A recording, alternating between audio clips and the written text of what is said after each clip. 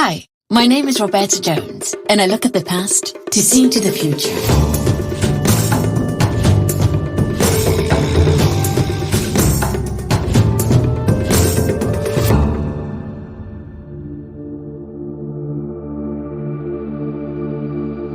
I will show you what a woman can do. This statement, which sounds particularly relevant today, was made by the painter Artemisia Gentileschi a year before her death in 1649.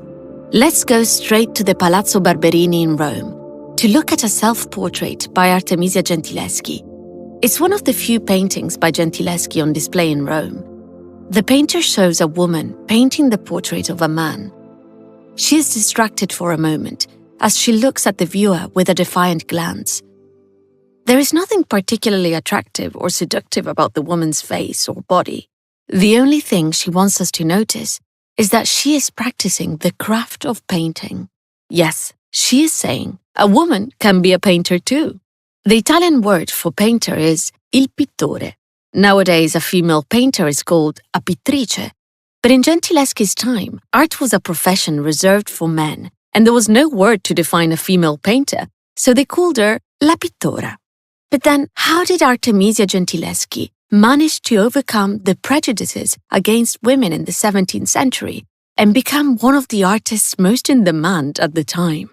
Indeed, she became so renowned that she was the first woman to be admitted to the Academy of Art in Florence. And why do some of her works, created 400 years ago, still seem so relevant to us today? First of all, if we want to understand Gentileschi's exceptional qualities, we need to examine the context in which she grew up and developed as a painter. Most people know that until the 20th century in Italy and elsewhere, women were placed in the background in a world of men. But what is less well known is that the profession of the painter was not an easy one. For a long time, it was regarded as a manual work, on a par with the work of the artisan, the plumber, or the shoemaker. Artists have had to fight to give their art a higher status. In Gentileschi's time, painting was not easy from a practical viewpoint. Painters could not buy their paint ready-made in tubes like today. Pigments had to be ground and mixed with binders. There were no portable easels, which only came into existence in the 19th century. You had to prepare the canvas and the support. Aspiring artists had to join a workshop in which the maestro taught the young apprentices the art. Naturally, the apprentices' family had to agree to this, as they were the ones who paid the maestro. This also meant living with the maestro and the other apprentices. It was therefore a male environment, and families would not even have considered encouraging their daughters to follow this path. Only the wives or daughters of painters who already lived in this environment could hope to get involved in art. Finally, even if women were able to train in art, they were banned from studying the nude, the foundation of painting, at least until the 19th century. Everything in the art world was against women. This was the situation in which Gentileschi's talent flourished. The fact that she lived in Rome did not help, as we will see.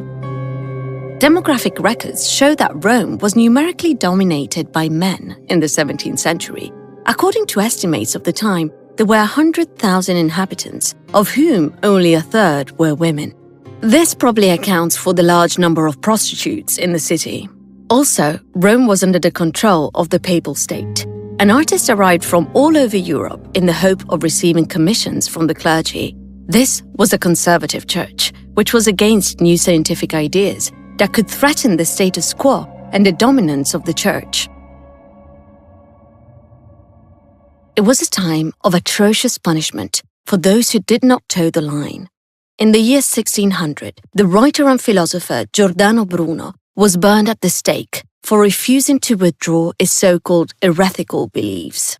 Shortly afterwards, the astronomer Galileo Galilei was forced to recant his belief in heliocentrism, the notion that the Earth revolved around the Sun.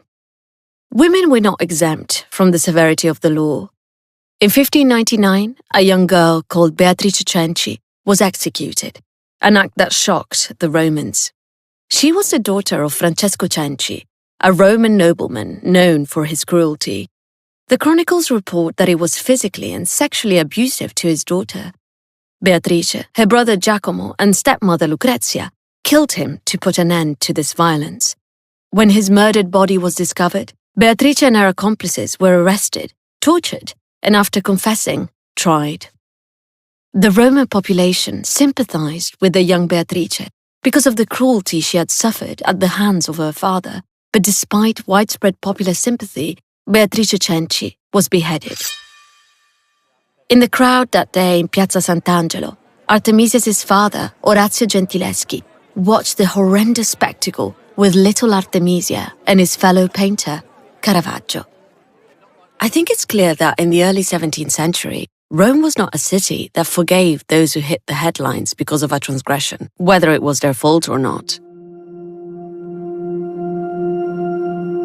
We can see echoes of Beatrice Cenci's destiny when Artemisia became the protagonist in the first rape trial to be fully documented when she was just 17. And it was Artemisia, the victim, and not the perpetrator, who was tortured.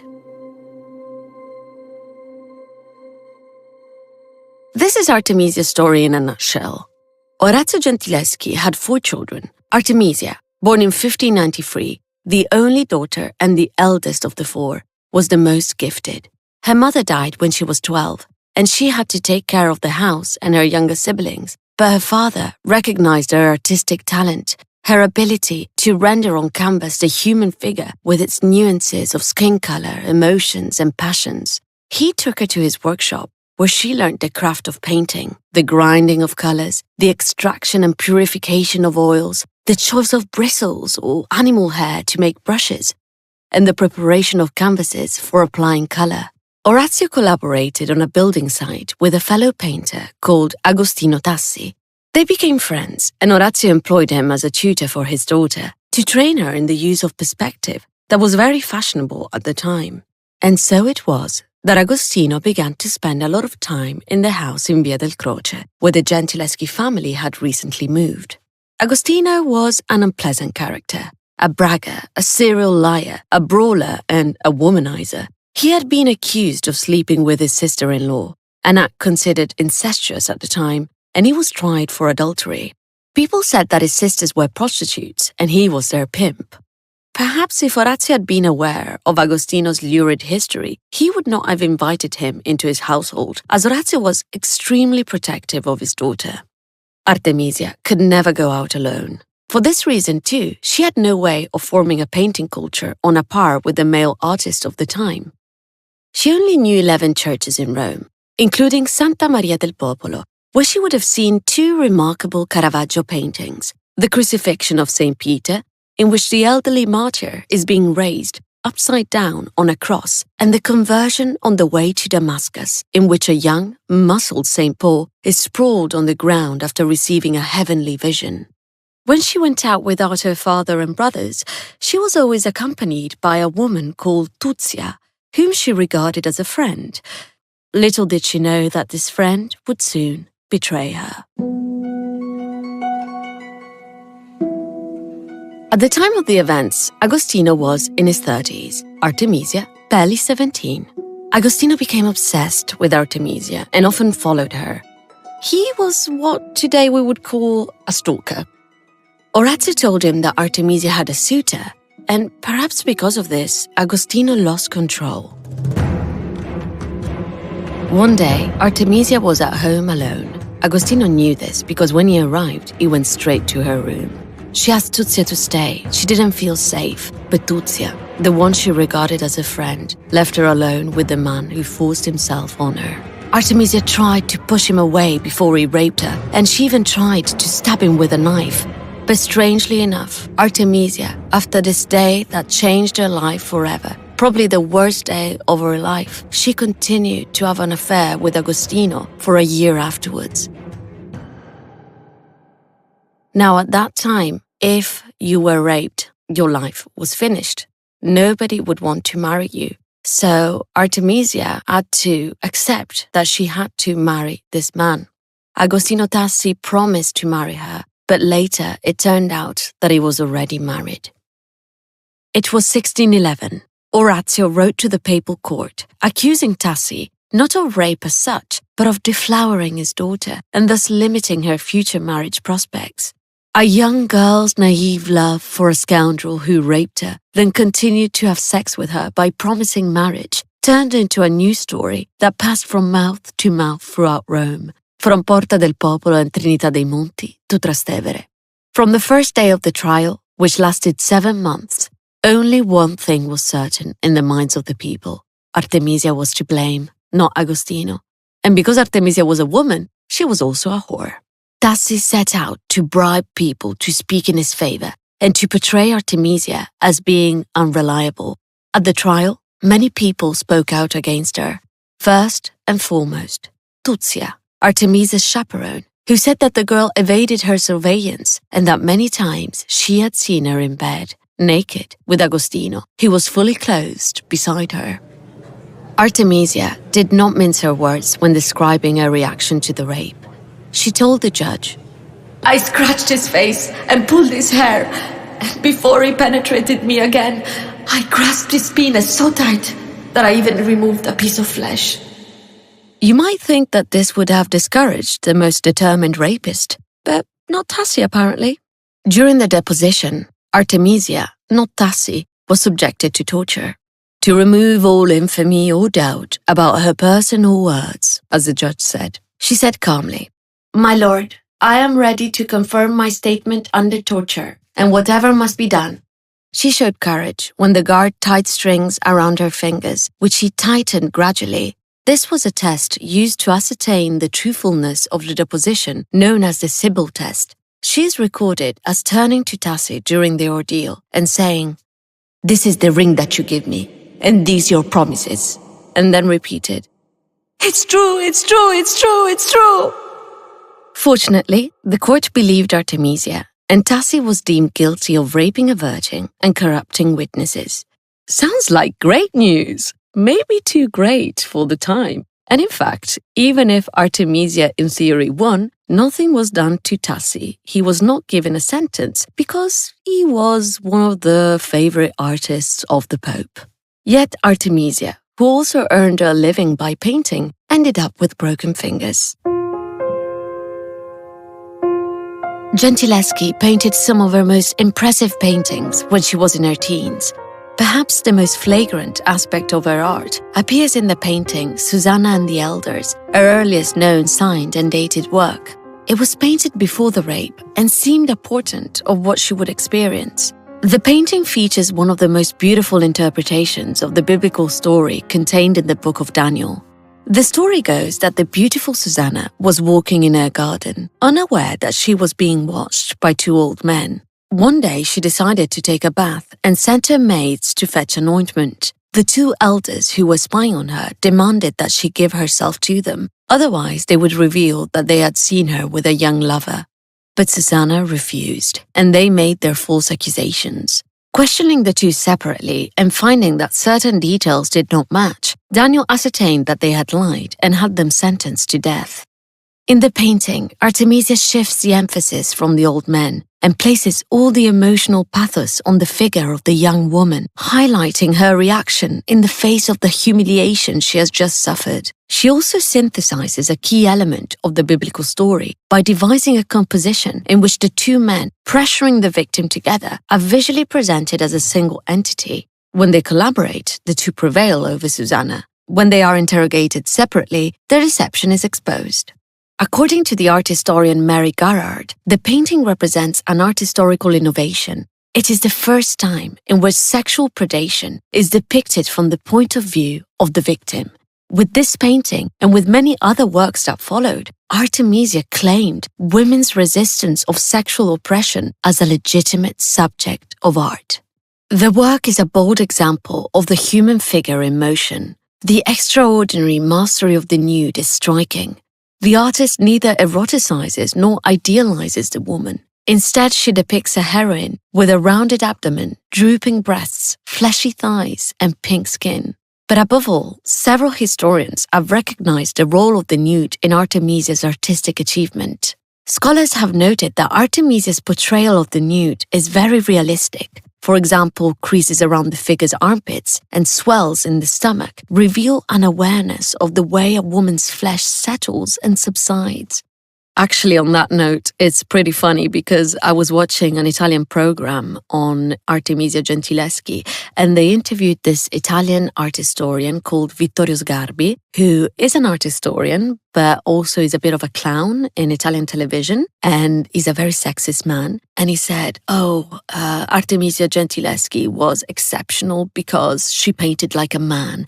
You know, she didn't paint nudes in a soft and delicate way as a woman would do, but her nudes were very realistic and crude. And I thought, oh my God, nobody even realized it in Italy, but that is one of the most sexist remarks I've ever heard in my life.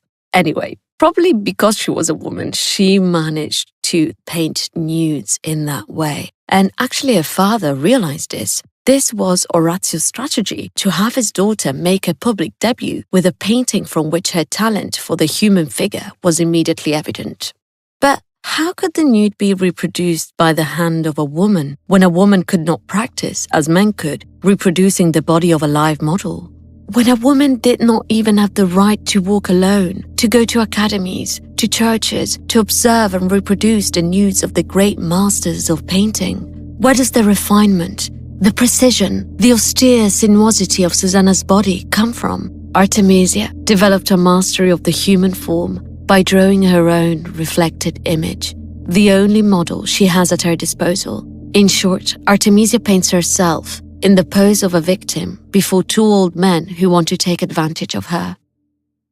Fortunately, after the trial, her father managed to marry her off to a painter from Florence, Pier Antonio Stiattesi, paying a much larger dowry than what was due because of her reputation, which was now ruined. Artemisia set off for Florence.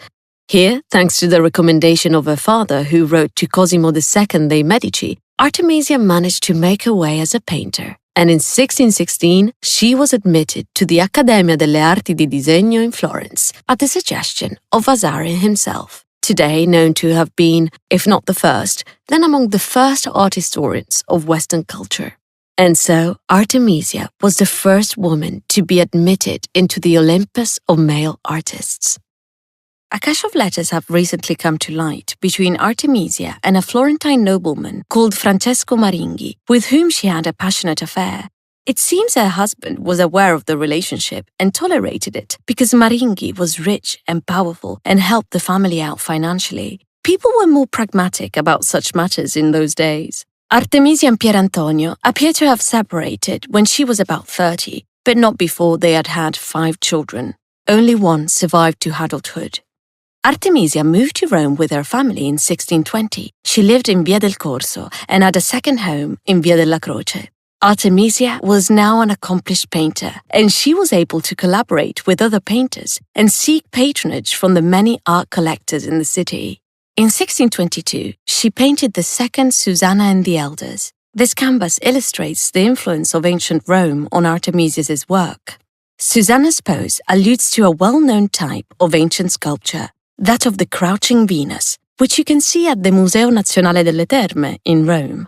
In this work, she is now mature artistically, no longer focusing on the heroine's predicament. The young girl, undermined by the 2 powerful men, was a recurring theme in 16th and 17th century painting, but Artemisia paints it in a very personal way, exalting not the maiden's chastity, but rather her gesture of defense.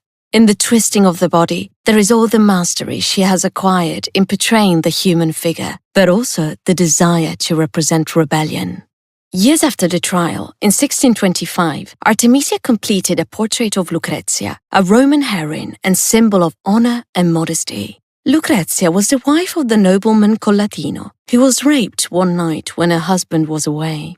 In the interpretation given by Artemisia, there is nothing demure about Lucrezia. In one hand, she is holding a heavy breast. In the other, she is wielding a knife, ready to pierce her heart. She is a desperate woman, rather than an offended one, caught in a dramatic intimacy, far from any idealized image of ancient virtue. Something, however, in the painting does not add up. The knife that is about to pierce her is held by her left hand, not her right. How come? Because here too, as in Susanna, Artemisia has taken herself for a model. Lucrezia represents Artemisia's image in the mirror, and the knife appears in her left hand. Artemisia has already painted another knife. Here, the knife is in the right hand, the painting perfectly realistic. Like Caravaggio before her, Artemisia painted Judith at the moment when she cuts off Holofernes' head. But unlike with Caravaggio's painting, there is nothing detached about her heroine. It is as if what she is doing affects her personally. Her arms are outstretched in an effort to hold him back, her sleeves rolled up as if preparing for a fight, her sheets blooded. Artemisia carefully paints the bed, the place where men and women meet and clash, the arena of battle, where the passion that unites bodies can also destroy them. The man has invited the woman to join him in a lavish banquet, hoping to get him into bed with him afterwards. Judith turns up to the feast and turns it into a funeral rite. Later, Artemisia was to paint another Judith.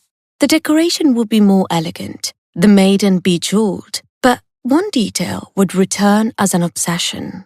Holofernes' blood would spurt from his throat towards the woman who was killing him. The strength of Artemisia's images lies in this ambiguity. It seems as if every time she is asked to paint heroines from ancient history, under her hand, these heroines become women like herself. Painting thus becomes a story of redemption, of self-determination, in Artemisia's way of creating her own path as a woman and as an artist. Now, as you know, this podcast is all about looking at the past to see into the future. So, come back to the present for a minute. In the 21st century, has the situation really changed for women who want to make art? And if so, by how much? For example, how many male artists can you think of now? From the top of your head, do you think of Giotto? Perhaps you think of Leonardo, Botticelli, Michelangelo, or Picasso, or Andy Warhol, or Rembrandt, Van Gogh. But now let's come to another list. How many names of female artists come to mind? If it's any consolation, you're not ignorant. According to statistics, in 2019, in the collections of 18 of the most important US art museums, 87% of the works were by men, 85% of whom are white. Women artists account for just 1% of the collection of the National Gallery in London. Only in 2020 did the same museum organize the first exhibition dedicated entirely to a woman, Artemisia Gentileschi. In 1994, the French female artist Louise Bourgeois was asked the question, "Do you see art as a masculine world?" She answered bluntly, "Yes, it is a world in which men and women try to satisfy the power of men." In this way, she noted the lack of presence and recognition of women in art history. But what do two different artists, one from the past and one from the present, although she died in 2010, but she is still considered contemporary, have in common besides being women? Louise Bourgeois traced her motivation to become an artist back to her family experiences, particularly the traumatic and formative ones from her childhood. It's always those ones, isn't it? One event in her childhood in particular led her towards sculpture. During a family lunch, her father peeled a tangerine and revealed the silhouette of a little girl. Laughing, he declared, "It's Louise. She only has white filaments between her legs." In revenge for this gesture, feeling humiliated, she carved a man out of breadcrumbs, then, using a knife, cut off his limbs, referring to her father. She then declared that this was the first sculptural decision in her life, a necessary decision to forget the patriarchal situation she was experiencing. Bourgeois often described her art as therapeutic, a means to exercise personal demons and manage anxiety by transforming her pain into tangible art forms. Themes of the body are prevalent in her work, exploring ambiguous sexual connotations and serving as instruments for challenging and overturning patriarchal oppression. One of his striking works, Fillette, made in 1968, encapsulates this ambiguity. It could be interpreted as a phallic symbol or a child's torso, introducing a discomforting ambiguity related to incest and patriarchal sexual dominance, illustrating bourgeoisie's complex engagement with themes of sexuality, trauma, and liberation in her art. From the objectified woman to the artist who seeks redemption in her art, we can see how certain themes, whether represented in the guise of a myth, performance, or sculpture, return in art history, thanks to the voices of women. Like Gentileschi's works 400 years ago, so the more recent works of Louise Bourgeois speak of the experience of being a woman artist in a world dominated by men. And they also talk about men, about male desire. There is an experience of violence in their lives that is reflected in their art. Their works are disturbing because they are intimate. They are powerful because they are autobiographical. But they also go beyond mere autobiography. Rather, they direct us towards the intimacy of the artist, bringing us back to our own human condition, as if, having always been bound to the intimate, that very intimate becomes their battlefield, the supreme expression of their political and feminist claim.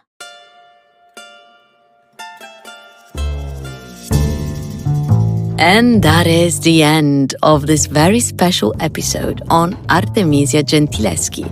I hope you enjoyed it. I hope that you've learned something new, that it inspired you in some way.